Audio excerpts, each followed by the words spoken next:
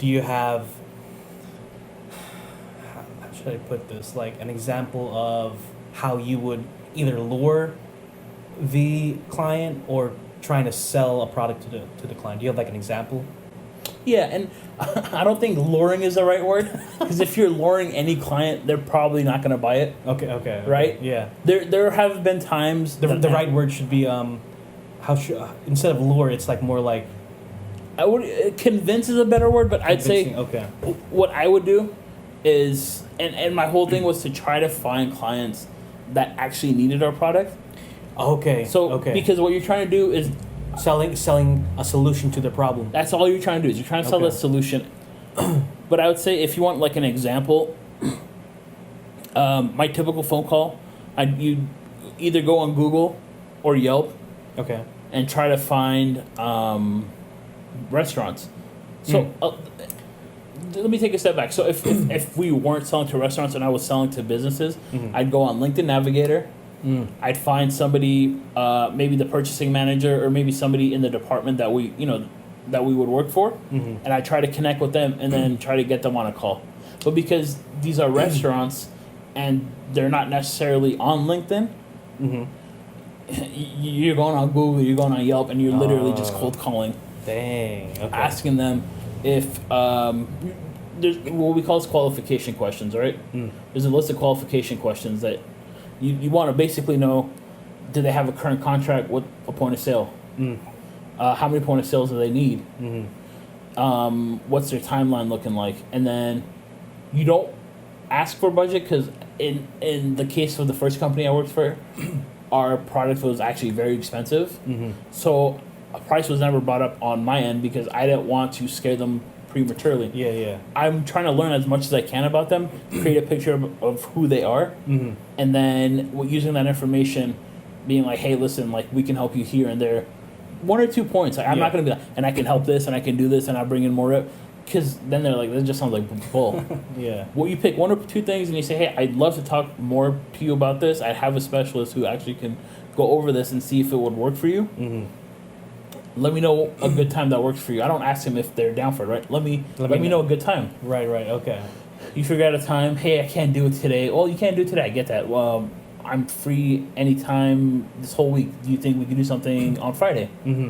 Well, I got to get back to you. Okay, well, if the second time, okay. Well, what if I give you a call back on Friday and then or on Monday, I'll give them the weekend off and we'll go from there.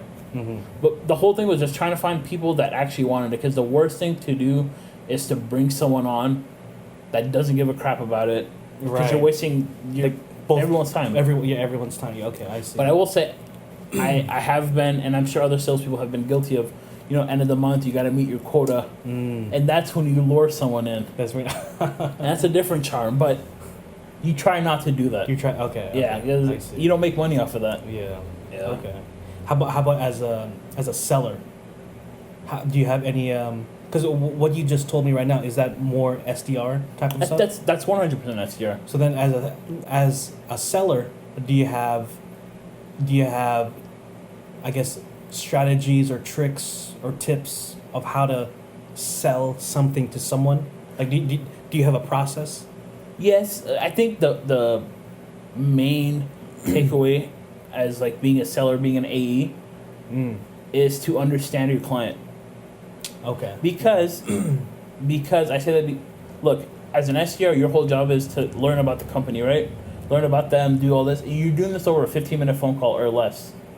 And I give this information to the salesperson. Gotcha. So they have very limited knowledge of the company. But they also don't want to rehash the last 15 minutes of the phone call with the client, because that's annoying. Yeah. So you do your best to use the information you have, and then again, pick 1 or 2 points and focus on that.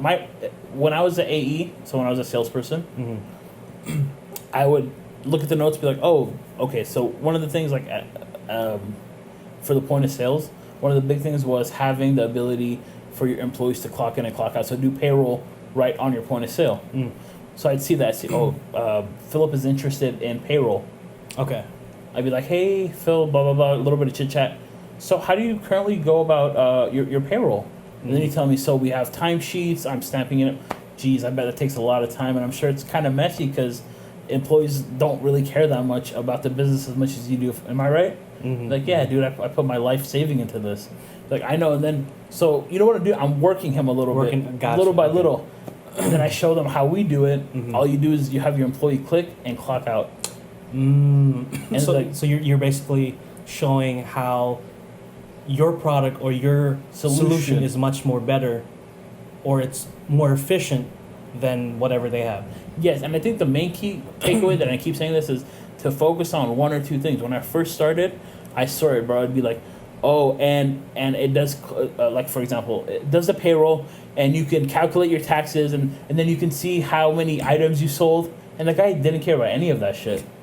You know what I mean? You have to know what Philip cares about. Gotcha. Right? Okay. Because like when your family buys a car, they don't check every single spec to make sure it has this engine and it has these tires and it needs to have these. There's a couple things your parents might want. They want a luxury car. They want a comfortable car. They want good gas mileage. You capitalize on that. I see. So that's what you do, or that's what salespeople do. Okay, gotcha. Because I used to not have any sales. Because I used to do that. I used to just spew shit just to. I said that. Yeah, you told me that feature, and I said it. Yeah. And it never worked. Like, okay, well, we'll call you back. Dang. Never called me back. Was it harder being a salesperson or the SDR? It's harder to be a salesperson, I think. Yeah, I'll go. Yeah, go ahead. No. Just because you got to do more work, and you got to sell them, and there's always gonna be money's gonna always be brought up. You got to sit there and you got to figure that out. You got to work with your sales ops team. It's a lot more work. ABC, always be closing. Always be closing. Dang. Yeah, I think. I think in business overall, I think to me one of the hardest, I would say, is sales. It's like, dang, like you really have to be on top of that, like when you're communicating with a client. Yeah. Right. Like you kind of gotta be quick too. You got to be super witty. And witty, like, dang, I'm not really like that. No, you're actually really good at that. That's why I'm like more into advertising marketing, because we're like this is from what I've marketing feeds leads to us. it feeds you guys. And I feel like it's a bit different, but I feel like sales, it's like you guys are like to me you guys are like the soldiers, you know? Yeah, I would say so. Like we're the front line. The front line, yeah. And the worst part is, as soon as stuff starts to go bad, they start blaming sales. That's the first thing. What is sales doing wrong? Why is our numbers low? Right.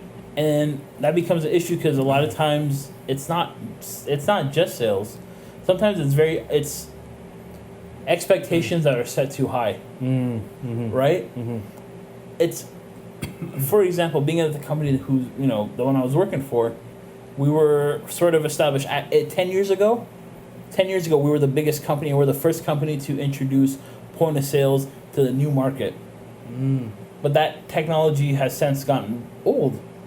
You know what I mean? Right. Everyone's caught up. When everyone catches up, it becomes a problem. Now, instead of trying to maintain what we have and grow at a steady state, they're still trying to do startup numbers, which is very, very, very unlikely, given the fact that we don't have those, like other companies that are starting up can give tons of incentives because they're trying to grow. Well, we're done with that phase of our lives, but we're still pushing like we are in that stage.